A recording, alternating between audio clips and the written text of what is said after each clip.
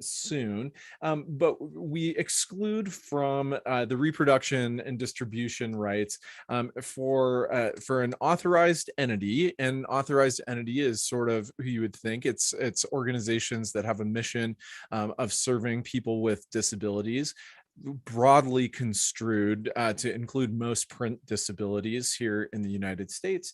And it allows them to reproduce or distribute copies or phonorecords of a range of copyrighted works that basically includes books, previously published literary works, and previously published musical works in the form of text or notation, so sheet music and guitar tablature and that sort of thing, all for the purpose of serving blind and visually impaired and print disabled constituents in accessible formats. Okay, so there's some very minor requirements in terms of the works can only be distributed to eligible persons in accessible formats. They've got to bear some notices and copyright notices and that sort of thing. Notice of no further reproduction or distribution.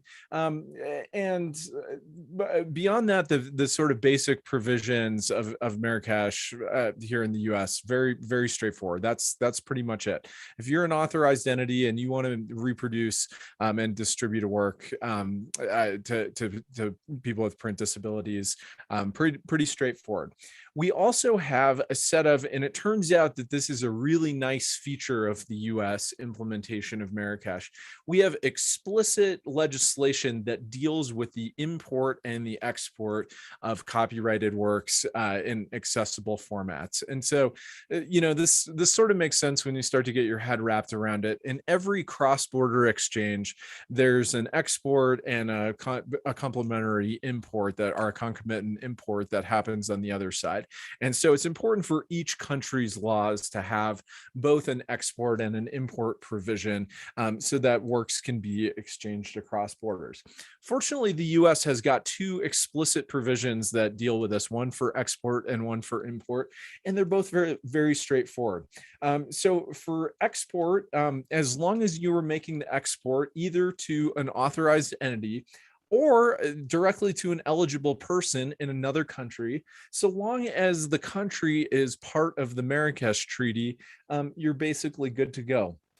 Likewise, and the only other condition is there's a sort of knowledge check. You didn't know or have reasonable grounds to know that what you're distributing was going to be used other than by people with print disabilities. So as long as you don't have any reason to expect that it's going to anybody other than people with print disabilities, you can engage in both direct export to people with print disabilities and to authorized entities. All right, the import provisions are even simpler. So an authorized entity, or in the US, an eligible person directly, or someone acting on their behalf, can do an import of a work in an accessible format. So that's pretty straightforward. The only other conditions for participating in either the import or export of eligible works in the US are pretty straightforward. They're the kind of things that authorized entities are likely to be doing anyway.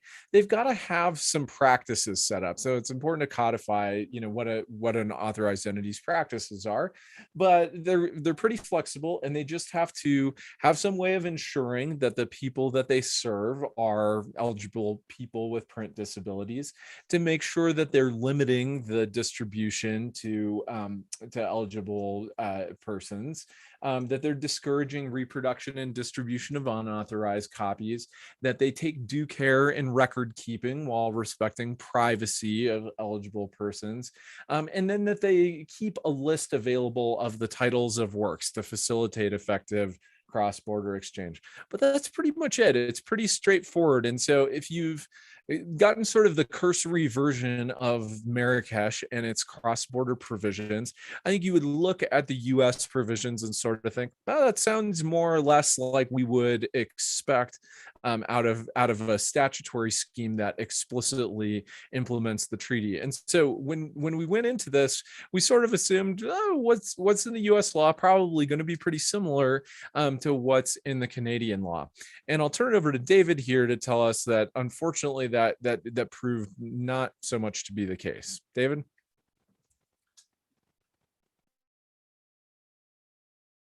David, I think you're on mute. I do this once for every Zoom call. Hopefully that's my one for today. So yeah, Blake's description, of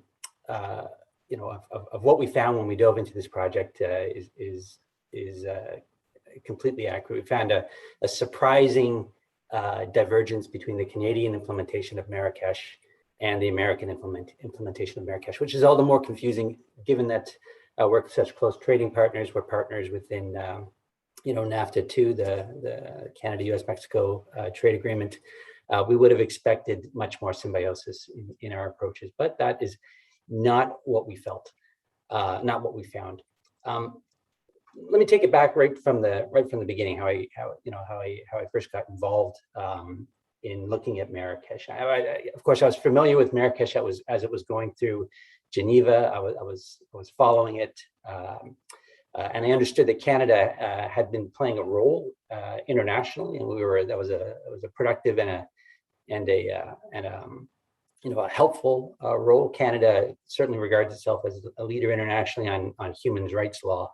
And I'd understood that we were approaching Marrakesh as human rights law.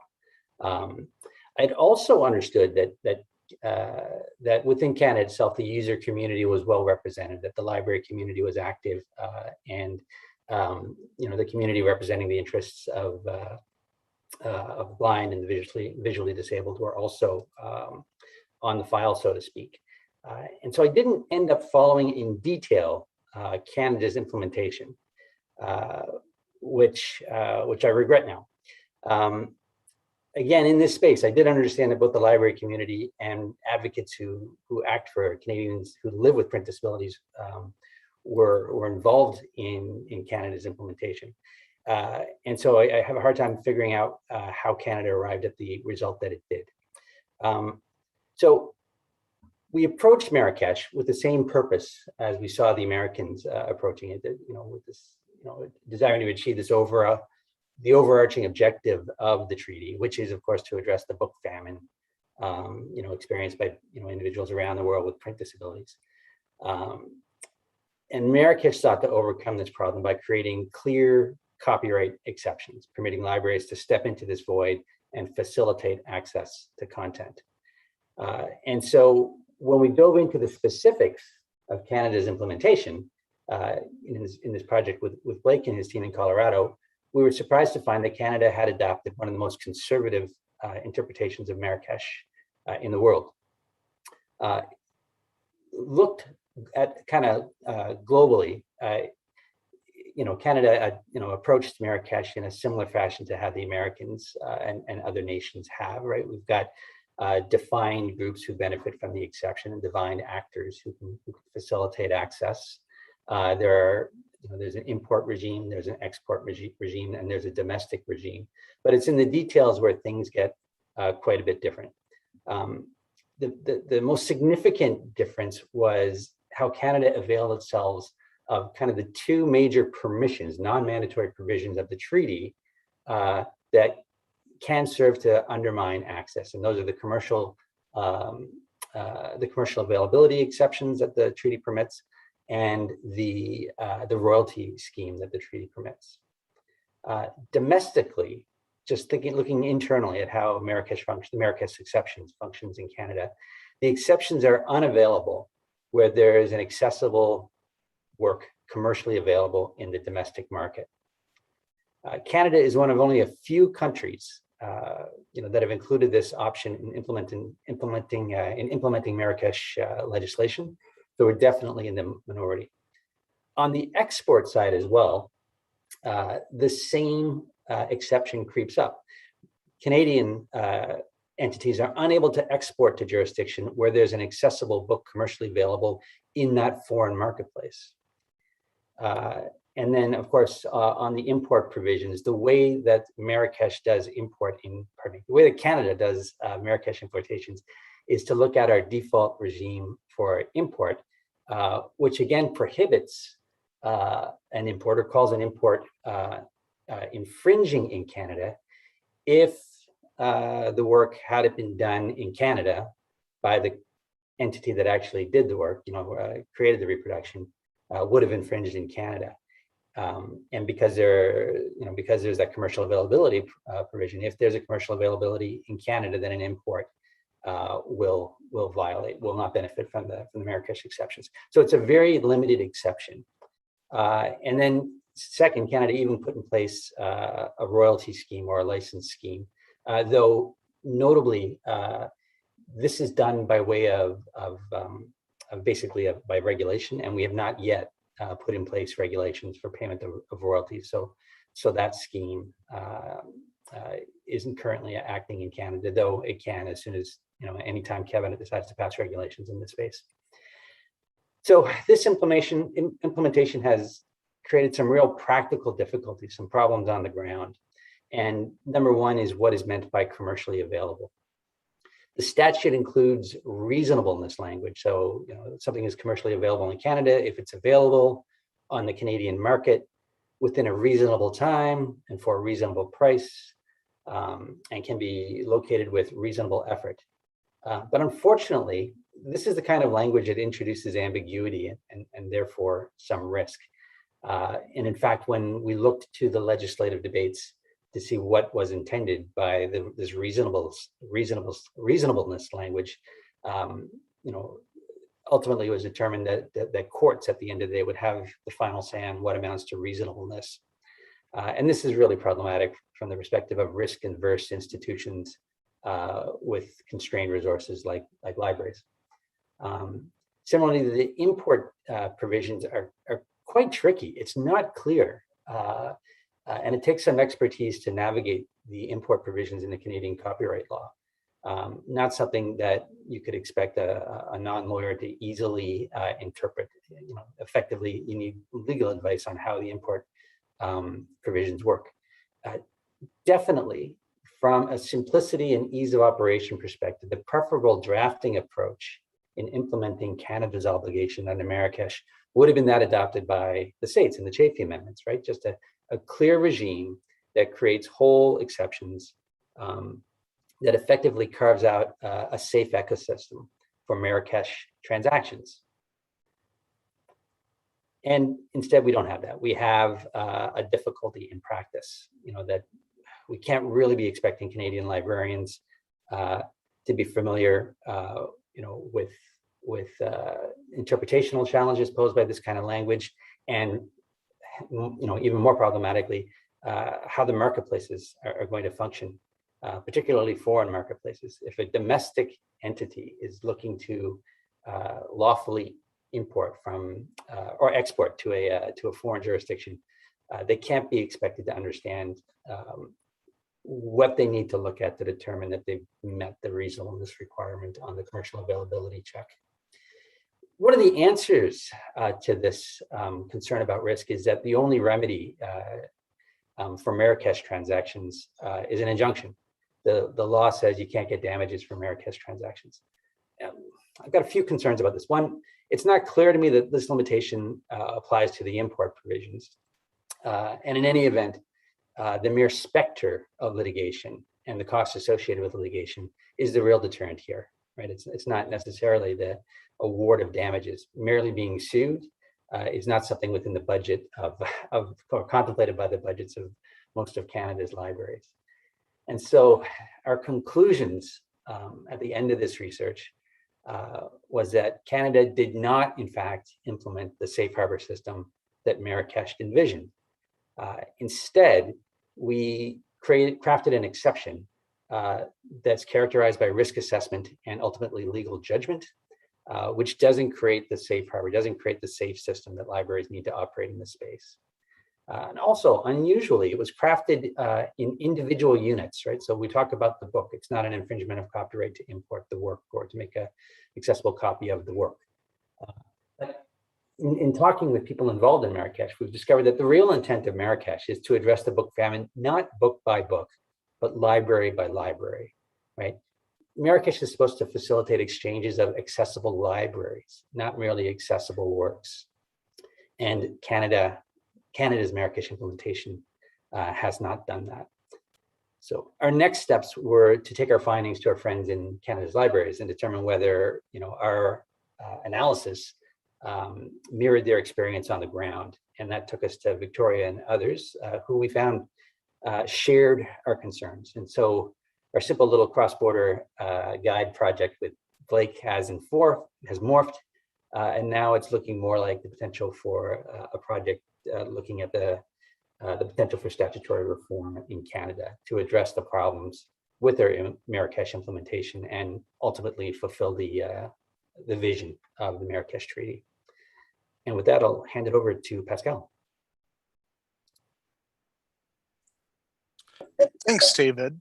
So what I wanted to do is just paint a bit of a picture for you on what libraries see as some of the things that we need to do and to change in our workflows to implement Marrakesh borrowing and lending. So really, in practical terms, this project is one of sharing resources, be they books, music, or other audio in a variety of formats, the majority of which these days are digital. We have 140 research libraries in the US and Canada as part of this project. And together we hold about 740 million works in print, digital text, and audio books. And this isn't even including musical scores, for example. The good news is that libraries in North America and Europe have had long-standing processes in place to request and lend materials in our collections on behalf of our users. In Canada and the US, we've been doing this for more than about 50 years now. There are significant collections of accessible materials in Canada, the United States, and internationally, and yet probably approaching something like 1 million works. And yet less than 10% of all of these published works are in accessible format currently. So this work has several broad components of work when we think of the practicalities of this. Not all of these are in scope for our pilot project, but I wanted to tell you a little bit about the context of this. So first of all, we need to describe these adequately with the mention of the accessible formats, what people are looking for, whether it's a DAISY book or a talking book or an EPUB or any of several other formats. So there's some cataloging standards work there. Then people need to discover these works through shared databases that bring together these descriptive records. We also need in libraries to do digitization differently. Typically now when we're digitizing either a journal article or a book, we'll digitize that and put it into portable document format, which is pretty much a de facto standard these days for delivering digital text. Adobe's PDF isn't really the best format when you want to use this for a variety of accessibility hardware and software. There's a standard called the EPUB standard that's on version 3 of its standard, and that's really the gold standard for putting things into an accessible format. So we need to devise and alter the workflows that we do in libraries to produce things in EPUB instead of PDF. Revising and our requesting and lending workflows to ensure that only Marrakesh beneficiaries have the access to these accessible works. And ideally, we'd also want to convert once and lend multiple times. So establishing a network of repositories of digital accessible texts amongst Marrakesh signatory countries, so that once a work has been digitized, the record and its digital files can be shared globally, and it can be lent to subsequent beneficiary requesters. I just wanted to mention a couple of the top challenges that I see from kind of a technical standpoint, and ask maybe some questions that we can get into. So in a global collection of accessible works that libraries have created, how important is it within and across each signatory country to track such aspects that both David and Blake have mentioned: provenance of original ownership, commercial availability, when lending these materials across international borders? Different copyright regimes in each country may have differing requirements. How best to document these and ensure that a standardized workflow is flexible enough to meet all of these?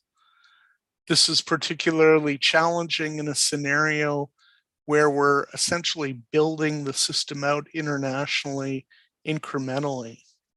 So we don't necessarily know all those requirements when we start. Secondly, what are the trade-offs in practical terms between conducting these transactions of accessible works between authorized entities versus delivery of the digital files directly to beneficiaries? If the latter, novel technologies and workflows will need to be devised to ensure that only beneficiaries get access to these freely available files, because we will not cripple them with digital rights management. Third, the discovery of accessible works is best provided as a centralized database that beneficiaries can search regardless of where they live. So that also needs to be designed for multiple languages. And last, repositories are likely best provided in a decentralized way of multiple repositories in each country. Given the variety of possible approaches to these digital repositories, we need to design, decision, deliver, and support a small handful of technologies that stretch across signatory countries, hence the need for international standards in all aspects of this project. And I'll hand it back to Victoria now. Thank you, Pascal and David and Blake. So I wanted to continue on with a few of the issues that the librarians are having that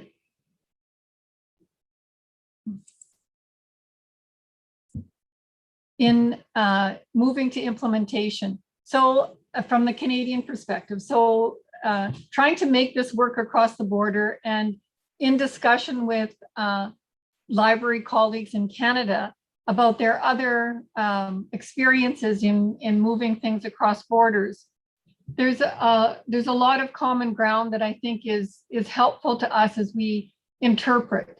So there are two problematic sections, as David said. One of them is in the Marrakesh Treaty Implementation, Section 32, and that is the limitations that it doesn't apply if the worker is or other subject matter is commercially available. And then that would refer back to the Section 2 of the Copyright Act that defines what commercial availability is. So the paragraph, Section A, is that it's available in a Canadian market within a reasonable time and for a reasonable price, and may be located with a reasonable effort. So that is that is the limitation that we're trying to interpret and deal with in the application of it in our processes. So the commercial availability check on the ground is time consuming and adds no value. And this is especially true with structured audio files and Braille formats and French works. So in the Quebec experience of this with the Bibliothèque et Archives Nationales de Québec, they have done all their commercial availability checks, and so far they have had 0 hits. So it isn't adding any value. And the DAISY and Braille formats just are not there. They're not available commercially. So the other point to understand, I think, is that authorized entities would definitely purchase accessible works if they were on the market. So we're here because there is market failure, and it's reasonable for them to assume that they don't exist.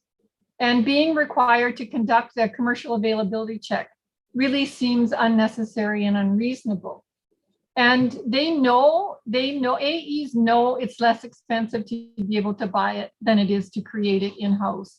And the Bibliothèque et Archives Nationales de Québec, the ANQ, says it costs between 3 and 6% to buy rather than produce it. So it's much cheaper if there's a source for them to buy it than to produce it. So they don't need to be, I don't think the AEs feel they need further incentive or further requirements to make them check. They know where they would have to check if they want to purchase any audio files and then mark them up. And that is what they do in some situations. They would buy an audio file and mark it up with a table of contents or other structure that allows the print disabled person to navigate the work, so that they add the accessibility features.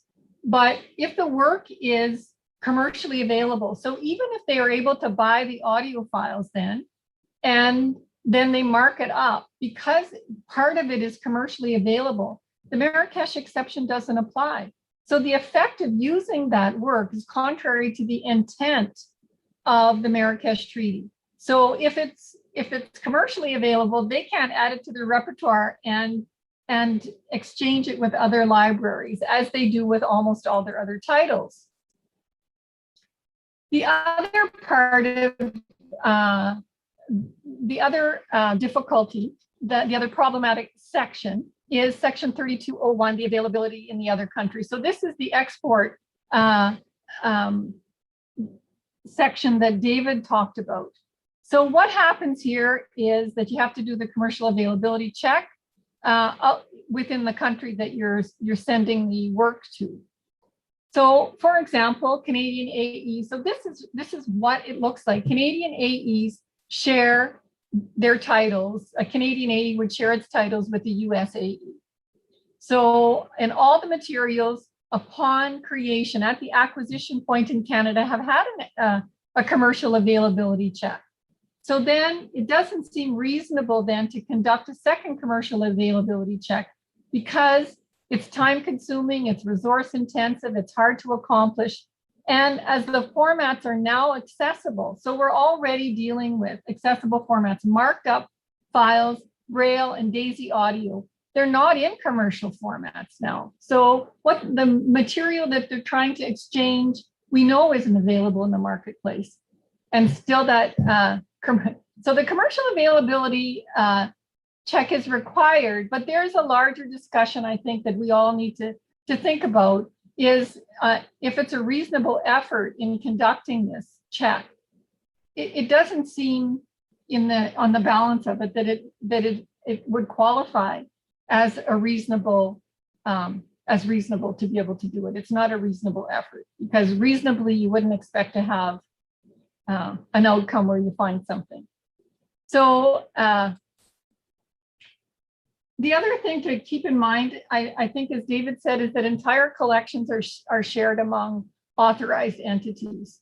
So when you share large collections, like a corpus of works, so for example, CELA, the Center for Equitable Library Access in Canada, shared about 80,000 works with the National Library Service of the Library of Congress. So they can shift those. So they are adding all accessible materials. And so what happens when NLS receives it? What is that? What's the onus? What is required there? So in another example, the World WIPO's Accessible Book Consortium.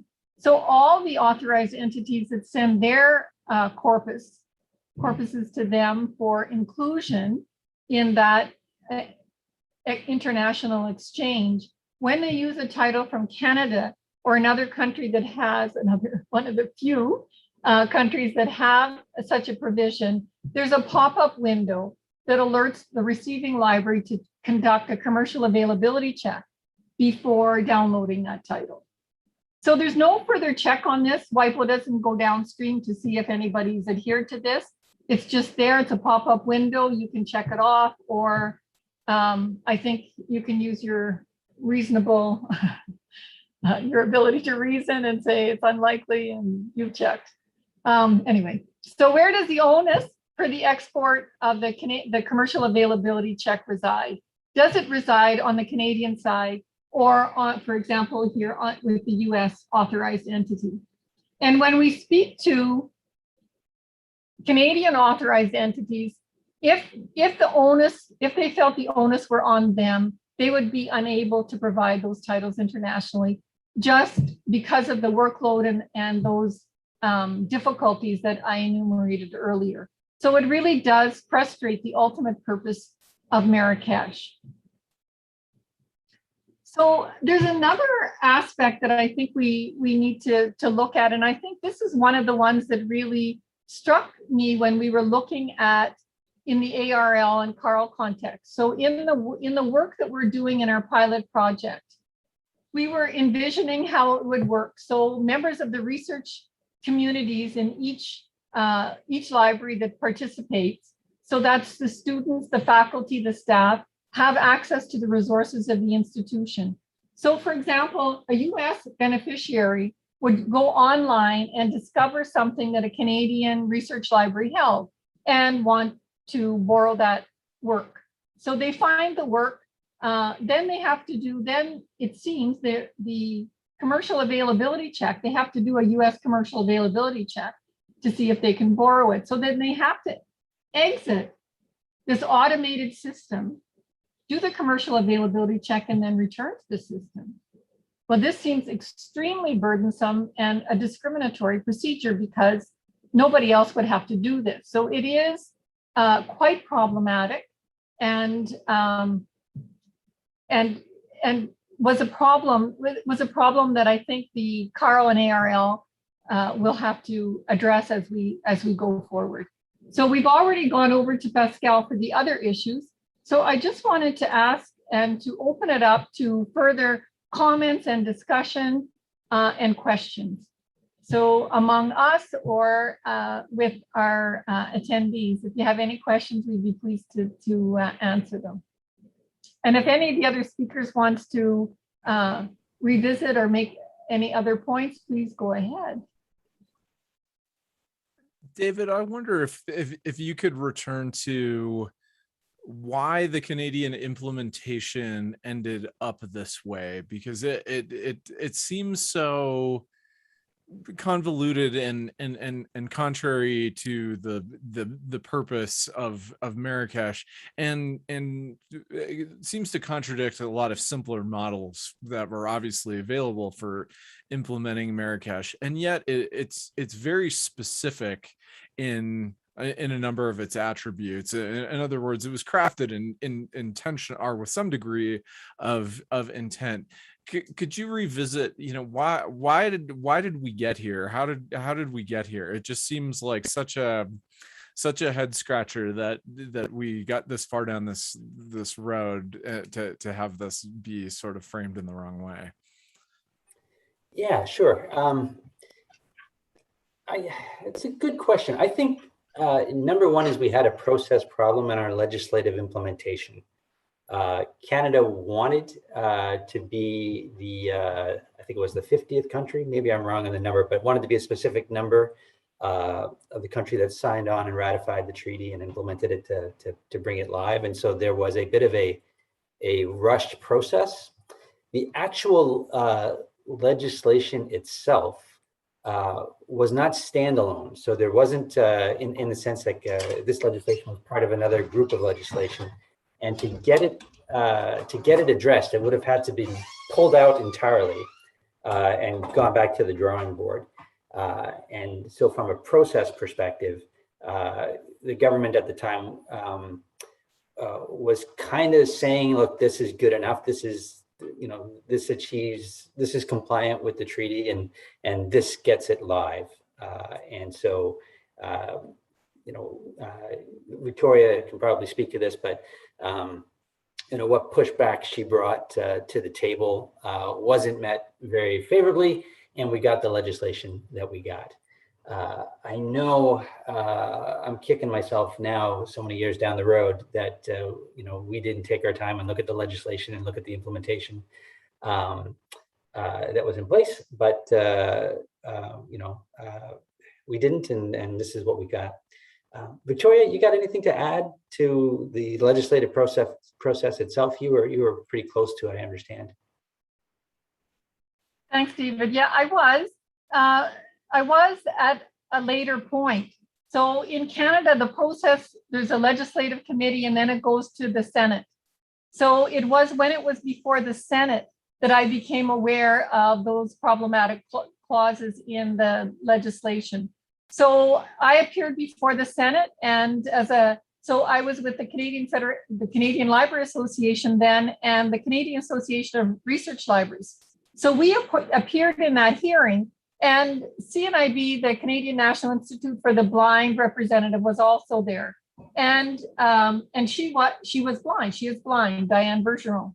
And so we had a discussion there, and we made a very good impression with our issues with the legislation. And the senators were willing to send it back to the legislature. But they gave the final word to CNIB. So CNIB was, I have worked with CNIB for over a decade as a director of library services. So I know how long CNIB has worked to get, and how they work to get the legislation. So, and because Diane was a beneficiary, they gave the final word to Diane, and Diane said she would let the legislation go because it was a bird in the hand is worth two in the bush. So she was really pragmatic about it. And when I talked to the government officials, not the same clauses, but the commercial availability check was in the previous section on libraries, on people with perceptual disabilities. So in that section before Marrakesh, so we had a provision then that they updated for Marrakesh. So it was there, and so was the royalty scheme. But the royalty scheme was never had regulation, so it was never in place. So they kind of promised me that it would be, but so that they were just moving what they had there into the new legislation. So it was difficult to get, we had willingness from the senators to send it back, but the process didn't succeed for other reasons. So we're on record from those early days as saying that it's unworkable. And now that we're trying to put it into practice, we're finding it more unworkable than we ever imagined, especially in the automated environment.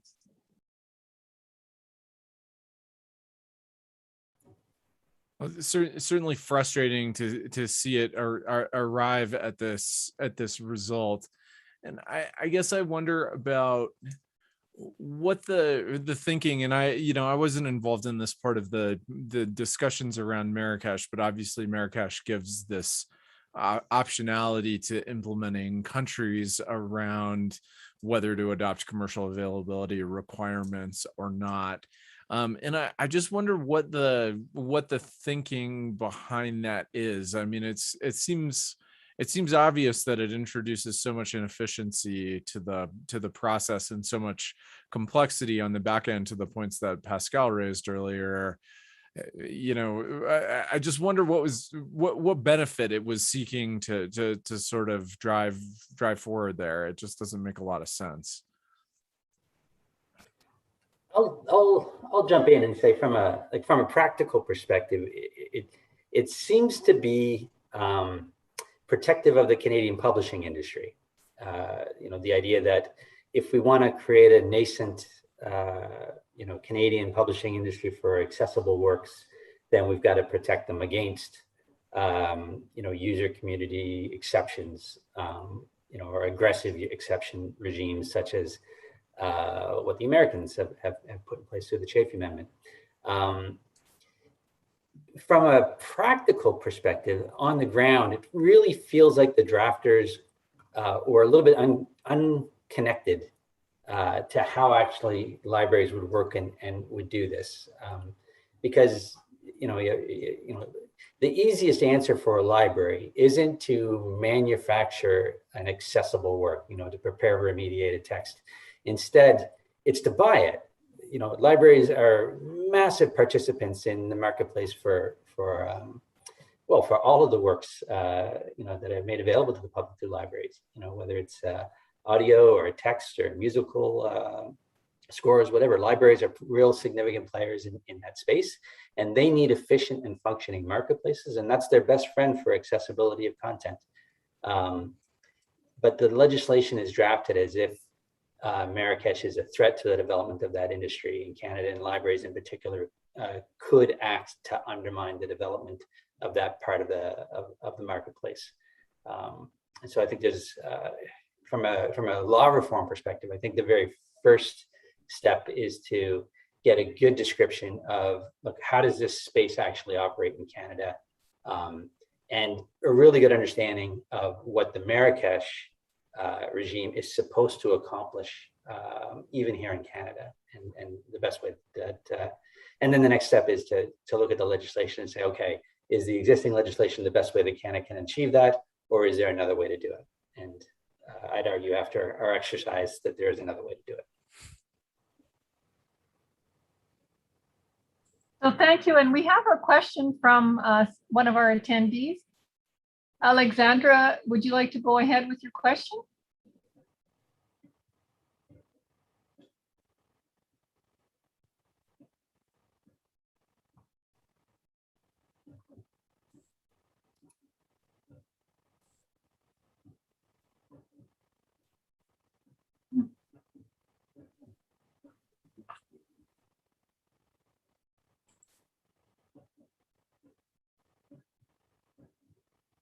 Alexandra Saavedra, you have your hand up?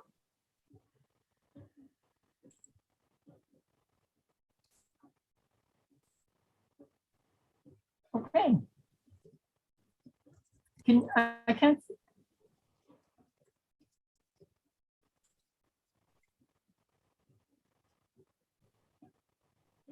Oh, no, thank you. Okay. Any further comments or observations? Blake, did you have anything further, or David or Pascal? Well, I'll jump in. I did want to address Pascal's questions, which were really practical and thinking about like how, you know, how does the reality of institutions who are involved in exchanging repositories and building up collections of accessible content, how does this interact with, how does this interact internationally, so to speak, with disparate national implementations? You gave that really good example, Victoria, of what, you know, the pop-up that you get in WIPO. I know my lawyer the lawyer in me, which is a big part of me, started to get a little bit antsy, when I listened to that. Let's just say that there's an argument to be made that the Canadian legislation requires a little bit more than that. But Pascal's questions are really kind of like practical. When you have big central databases, and that's the solution. That's the practical technological solution, to the big challenge, the big, the big problem that Marrakesh is designed to overcome. What does that mean for national legislation, right? What does that mean for national approaches to this? I would say, in response to some of his questions, the legislation doesn't go into detail about things like standards or about things like different languages,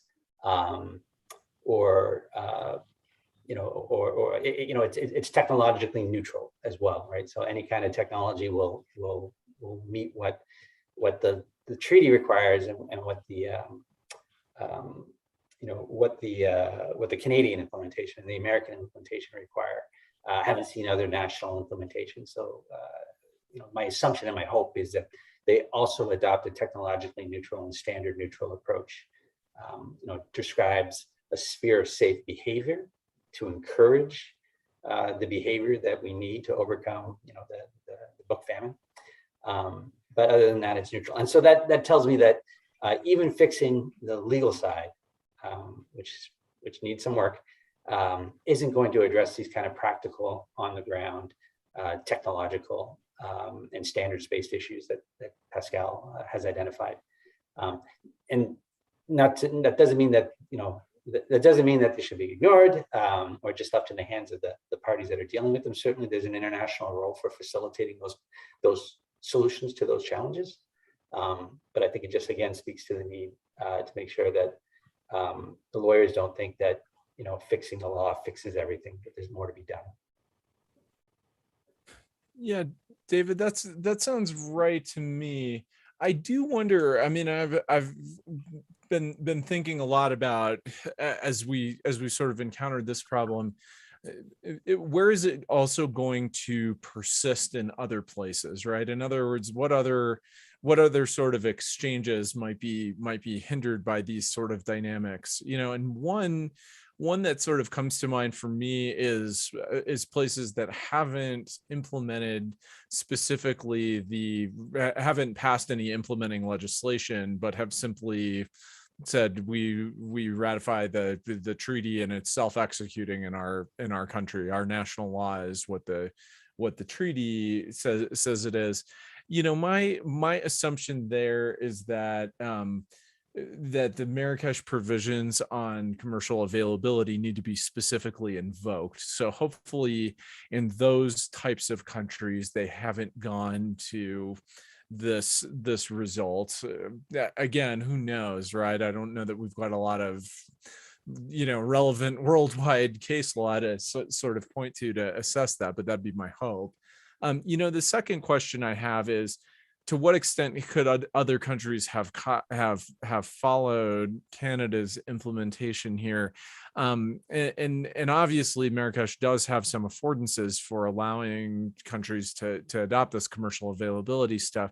I do wonder, looking at the Marrakesh provisions, whether the Canadian sort of requiring of a commercial availability check, as Victoria was talking about at the moment of export, where you've got to go do the availability check in the other country, that kind of a thing. It's a little unclear to me from reading the Marrakesh language around commercial availability, whether that's consistent with the treaty. In other words, I think there's an argument that the Canadian implementation is not on all fours with what Canada was allowed to do under the treaty. I mean, again, hard to say, and who knows if I'm right about that, but perhaps that should give us a little bit of comfort about the likelihood that these things have persisted in other places. But to your point, David, perhaps the mere presence of commercial availability at all raises the kinds of problems that Pascal is alluding to, and as a practical matter, just introduces too much complexity. You know, I was thinking about on the American side how the existence of remediated works that are provided by publisher affiliated organizations that restrict via contract what you can do in terms of import and export, and how that dynamic, you know, regardless of the law, has the potential to poison the well for US collections on this front. So I think it's a really well taken point that, you know, no matter how well the law goes here, there's a lot of practical considerations that that could derail these kinds of efforts from getting off the ground. Sorry, I talked for too long there. Victoria, Pascal, over to you. Well, I think what you say is, you know, has a lot of truth in it. I think there are some examples that we can turn to. If I'm correct, the European Union has said that there's nothing that can override those Marrakesh provisions, so that you can't then go and add a contract to say that you can't, these works are excluded from the Marrakesh treatment. So I think that there are examples that we could use in national legislation to help us keep it as open as possible and as purpose built as possible, so that the aims of addressing the book famine are able to be achieved. And there are quite a few aspects of the law that can be included to do that. So I think that one, the contract override, is an important one for us all to consider, because I hear about more of those contracts coming into play. The commercial availability has some really serious problems with righting that wrong, you know, with making more than 10% accessible. So sometimes it's simpler when you say about all the complexity that it's added. Sometimes the simpler the better, but also it can't be so simple because of all the other implications that are there. And I think it makes it easier for, as David said, for non-lawyers to be able to implement it. It's a piece of practical legislation for us. And libraries are staffed with librarians and not lawyers doing the interpretation on the ground. Over to you, Pascal or David. It was interesting for me that you mentioned, Victoria, that the ABC consortium already has a catalog, a discovery system for making these works available. And, you know, when thinking about that central place, that central database that users can go and search, you know, maybe ultimately, if that has the capacity to represent works in multiple languages, maybe that's the best place to start with. Certainly, we've looked at library networks in North America. OCLC is one of those, which has a very large database internationally into Europe and Asia and whatnot. But if these are specifically for beneficiaries, it may be more direct to look at a purpose-built database like the ABC Consortium catalog to represent those things, a one-stop place that users can go to. Well, ABC is one iteration. I think there's another one that with DAISY titles in India. There are a number of repositories that I think we can use as models. I think there are some drawbacks, and the commercial availability, even, I mean, so that may be the problem or the solution for some of the issues, but the issue of the commercial availability still needs to be addressed in ABC. It is a problem for every repository on how to include, when you have legislation like the US that people can borrow it, and then you have other legislation that you have to develop your systems differently. It's still problematic. I think the commercial availability has got to be addressed. Victoria, sorry, go ahead, David. Oh, no, I was just really quickly going to comment on the point that you made earlier, Blake, about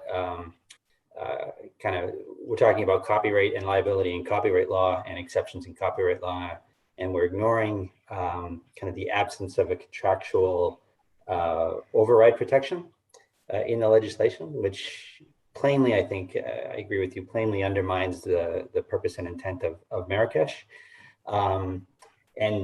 Briefly, I mean, you touched on anti-circumvention laws, but whenever you talk about copyright and technology, you've got to be aware of the anti-circumvention component. And there are exceptions built into the Canadian legislation on the anti-circumvention side, but whenever you're touching the legislation, you've got to make sure that whatever changes you're implementing into copyright are also mirrored in that second layer of liability up top on anti-circumvention.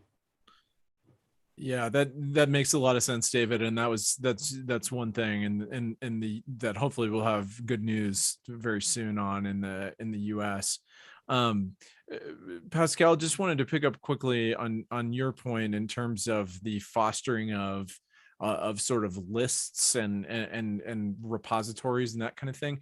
One interesting piece of the US legislation is it expressly tries to promote that. One of the things you have to do if you're an authorized entity in the United States, in service of, quote, facilitating effective cross-border exchange of accessible format copies, you've got to publicly make available a public list of all the titles you have on your policies and practices, which partners you have. So the US is actually in the legislation specifically trying to promote that goal and sort of get its authorized entities out in the lead.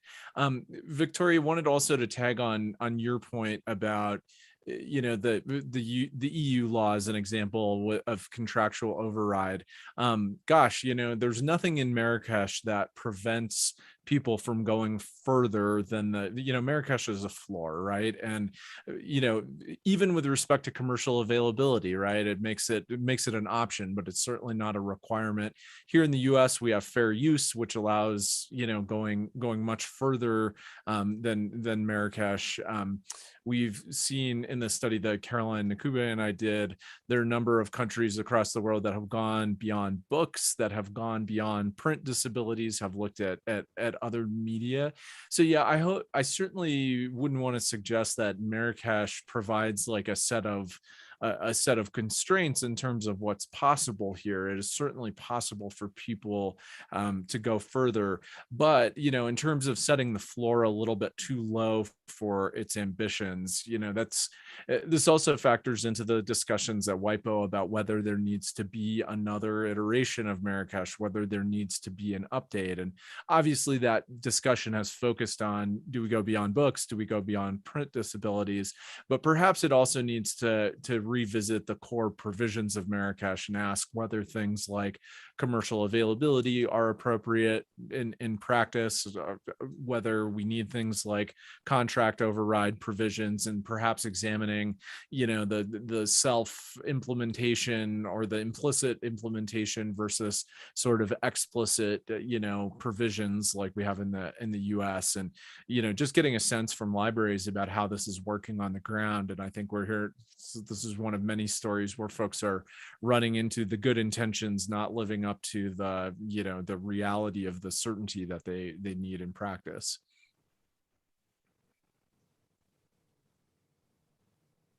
Well, Blake, when you mentioned that the fair use, the opportunity to use fair use, I think that is, I think in our earlier discussions, we talked about Australia also having a commercial availability check. But one of the ways they're interpreting a way around it is there was also a fair dealing exception, or a fair dealing. They thought that fair dealing could apply and then whatever the sting was that they thought was in the commercial availability would be, they could circumvent through using the fair dealing. Yeah, and But yeah, and that makes a lot of sense, right? On the other hand, I mean, we see this dynamic all the time in the US when we think about, the availability of fair use versus the availability of CIPPIC, not thinking about import and export.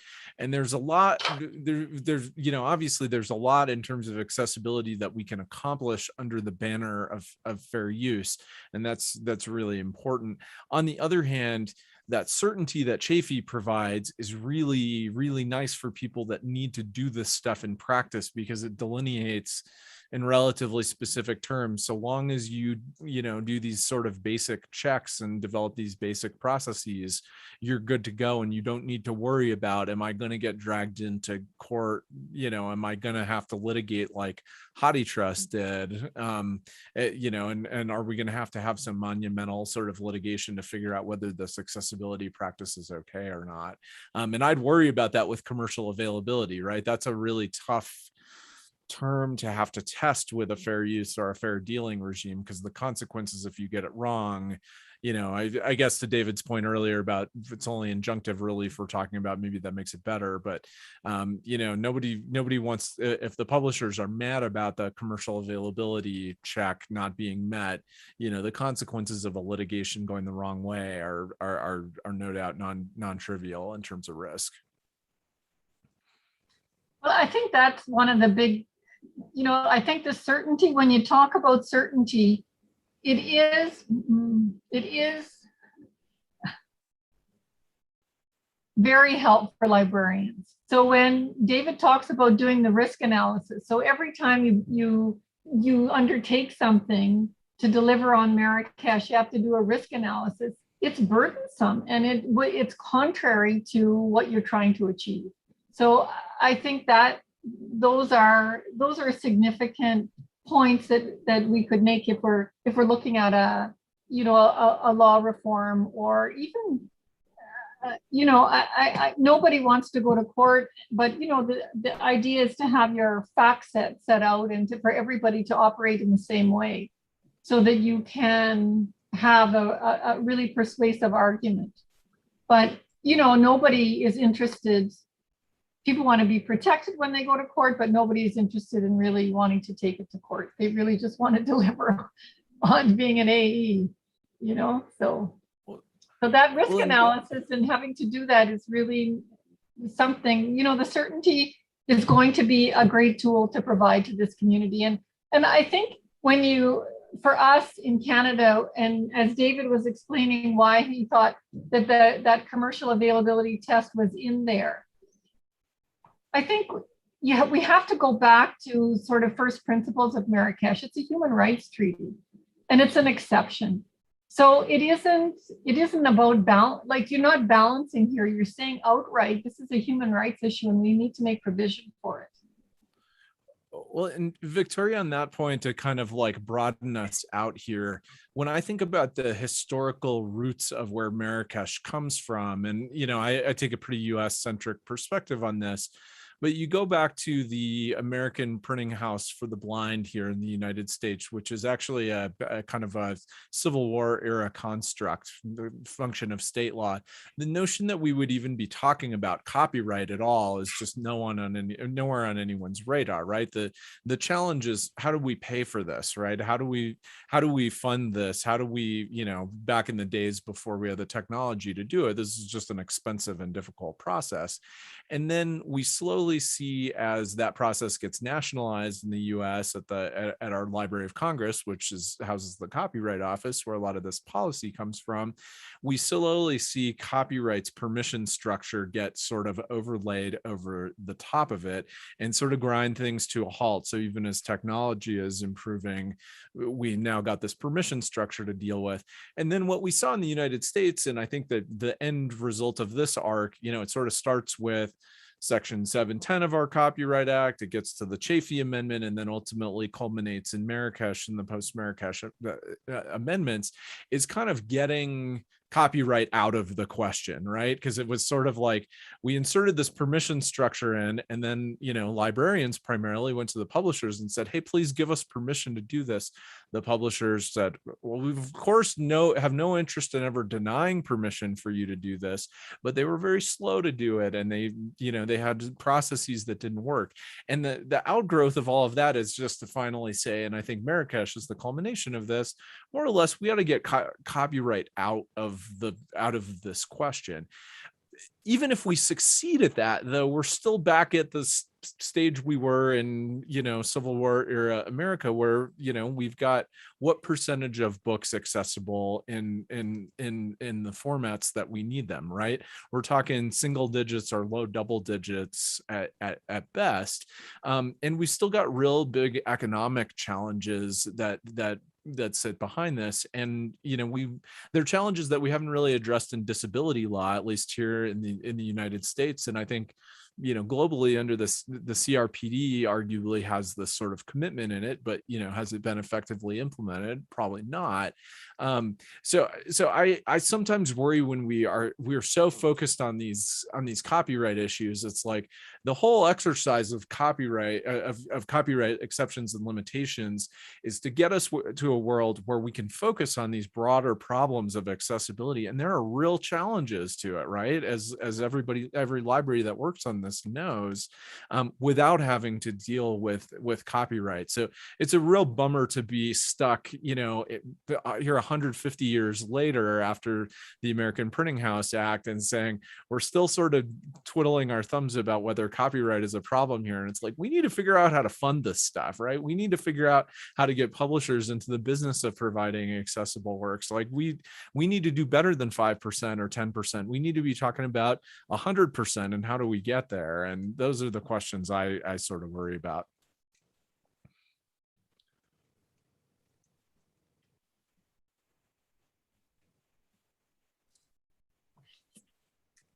I'll ask another question, you know, based on that. To what extent, you know, basically all books and media are produced digitally these days. And the incremental cost at initial production to producing an accessible version of a work is surely less than taking a print work and trying to remediate it. So what might there be to encourage publishers to go back to their digital files when a request is made, and simply to create a derivative EPUB format, for example, instead of authorized entities doing this? Victoria, David, defer to you. I've got an answer to this one, but I feel like I've been talking too much. So defer to you all if you want to take the first cut at it. Well, I think it's, you know, I've gone to a few accessible publishing summits and have listened to the publishers' experiences of doing it. And so I think initially it's quite daunting. It's a very big undertaking, and it impacts every step of your process.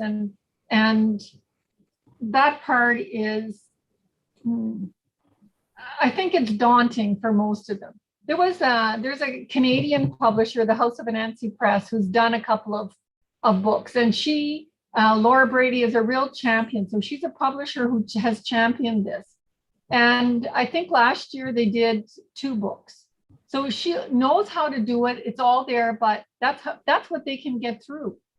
You know, it is resource intensive until the whole platform is you know, deals with accessibility differently. So it's you know, reformatting everything. It's a transformation.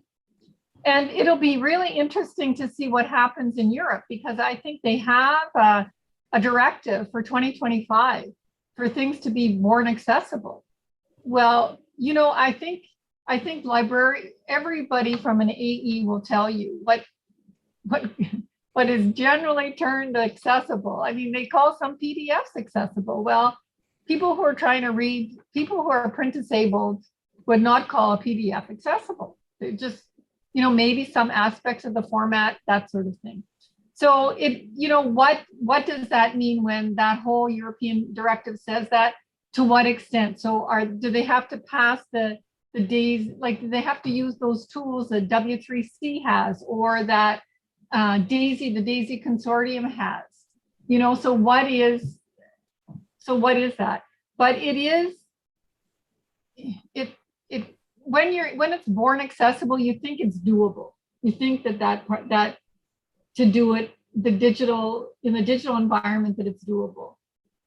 But I think we need to work with the beneficiaries and see what those outputs look like, and if they would say, yes, they're accessible. David. It's a complicated question. I don't think there's an easy answer to it. In Canada, we tend to look to the state to step in and address market failures in this kind of way. So I don't think that you'd see Canadian publishers complaining if, the government started to fund, accessibility initiatives, that kind of thing. And certainly there is an argument there's a huge argument that Marrakesh is a market failure solution, right? Like one of the things that libraries do, like we don't talk about libraries in this way often enough, I don't think. One of the things that libraries do is develop markets for publishers, right? So libraries facilitate access to content. It facilitates reading. It facilitates, consumption not only of library materials, but works from the intellectual marketplace generally. And it's a massive state-funded enterprise. Basically, it's a huge state subsidization fueling demand for the content industry.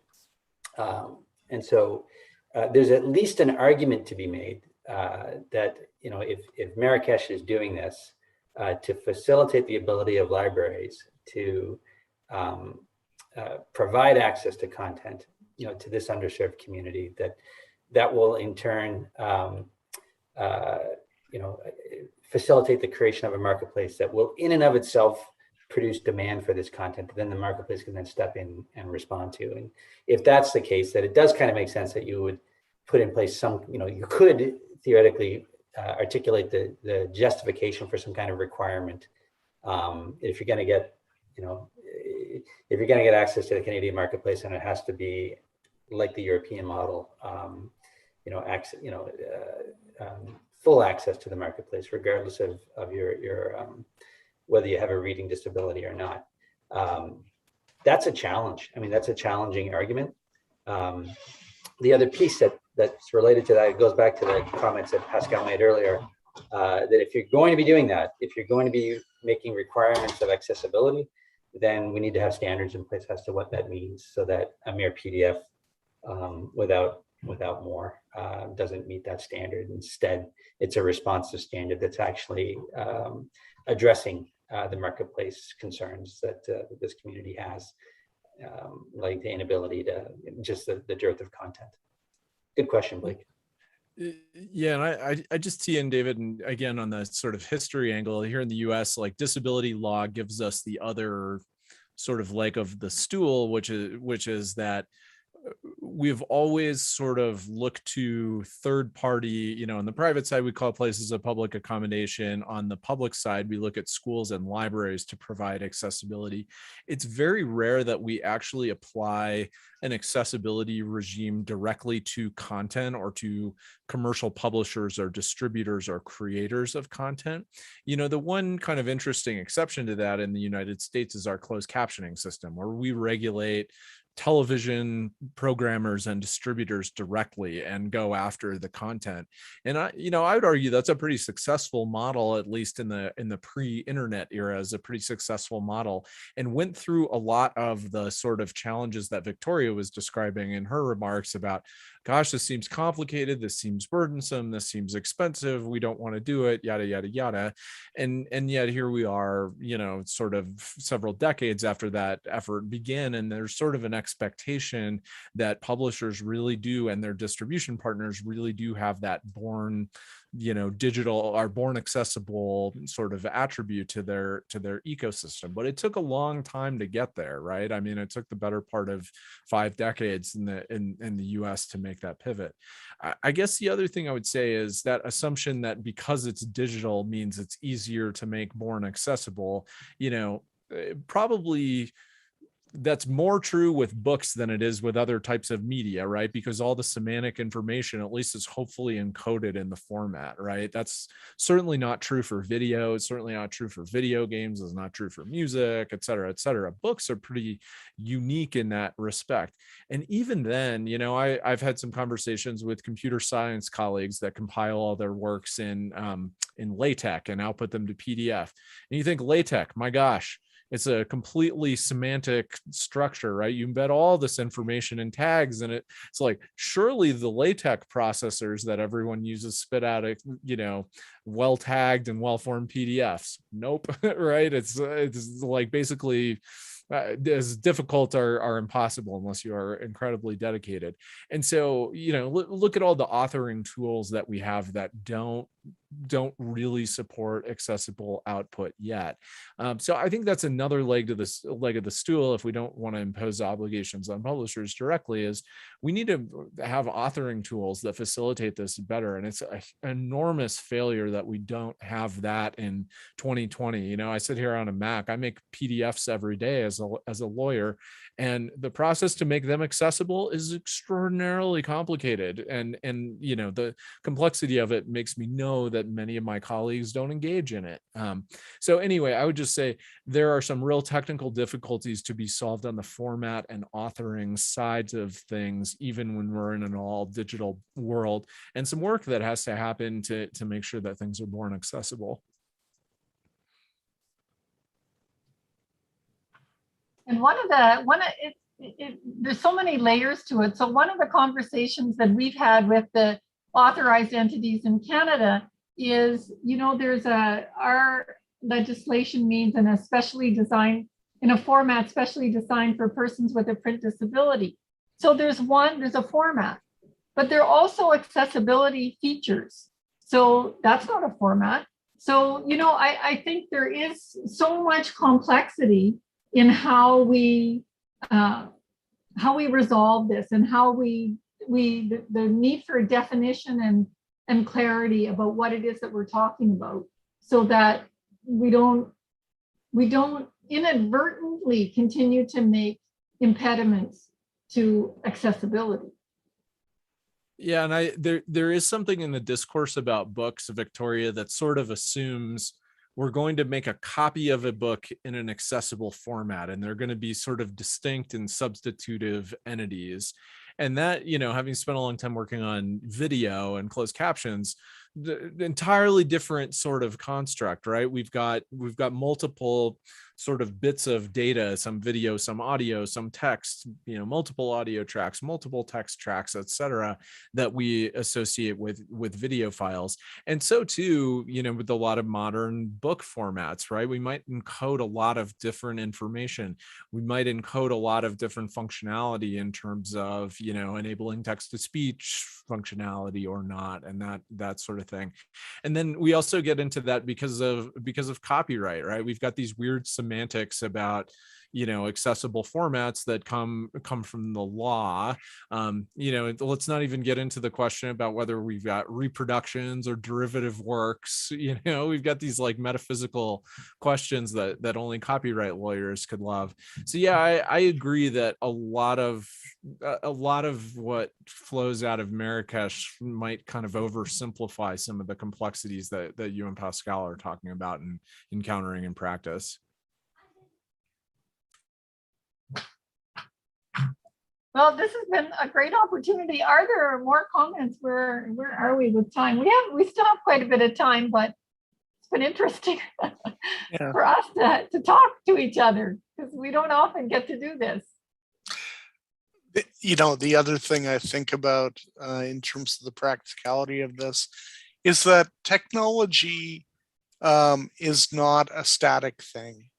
So as we implement an accessible format in 2021, as platforms and authoring tools get better, at some point in the future, we may want to revisit that accessible work and update it, whatever that looks like. But so there's also going to have to be some stewardship and preservation of these digital files, which can be quite ephemeral if we don't take care of them. Yeah, Pascal, I'm so glad you said that, because I think one of the challenges we've seen in the video ecosystem is archivism is a real problem, and archival accessibility, I would note more specifically, where we've sort of said, owing to TV's nature as we're always sort of focused on the new in TV, we sort of cordon things off and we say we're going to have accessibility going forward from a certain point.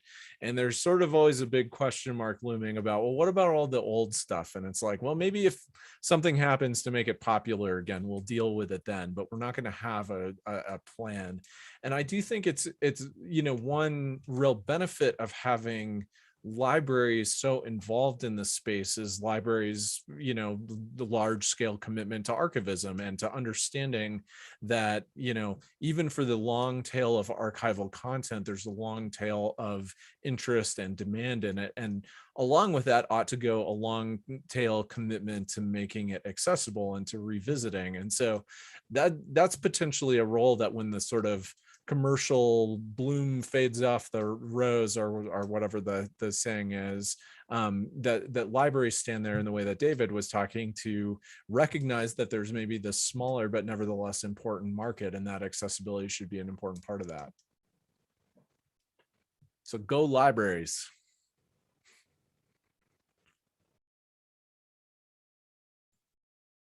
We are trying, we are.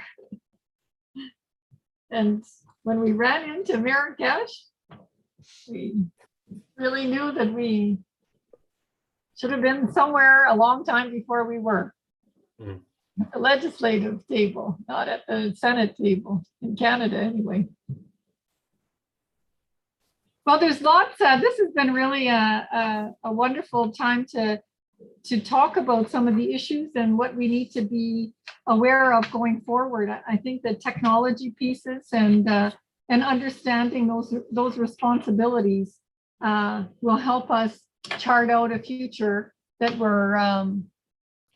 that the ARL task force and the project may have to deal with, or even just advance in the way we can in such a small project. And some of them are, it's just, bringing them to notice to people, articulating them and bringing them forward. Yeah.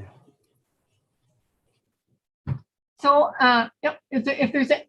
if I don't want to cut us short, but I don't want to extend us beyond. Well, we're not beyond our time, but really beyond our ability to talk about this today. Mm-hmm. So I wanted to thank you all for joining us, for joining the ARL task force and talking about this and bringing your expertise forward. And, the documentation that you prepared has really been helpful for us. And I think we're interested in any possibility for collaboration further on using the documentation and the FAQ to help the research institutions really understand the different legal contexts in the countries and how we work in the current environment. But for us in Canada, it is really to advance this and think about what our options are to correct it. I don't know if reform is in the books, but I certainly would like to see that addressed somehow. Well, Victoria, big thanks to you for galvanizing us today and for the excellent conversation. And David, Pascal, likewise, my thanks. I thought this was super interesting. And for folks that are watching, I think all of us are happy to talk about our sort of respective spheres of this, and I'm sure we're all relatively easy to find on the web. So feel free to reach out if you have other questions. And we should also probably say thanks to Katherine and Klosek at ARL for helping get this poll together. But really exciting, and appreciate the opportunity to take part. And thank you to the Global Congress for allowing us to discuss these issues with you all. Yeah, it's a great opportunity. Well, thank you. And we'll look forward to further collaborations. Bye for now.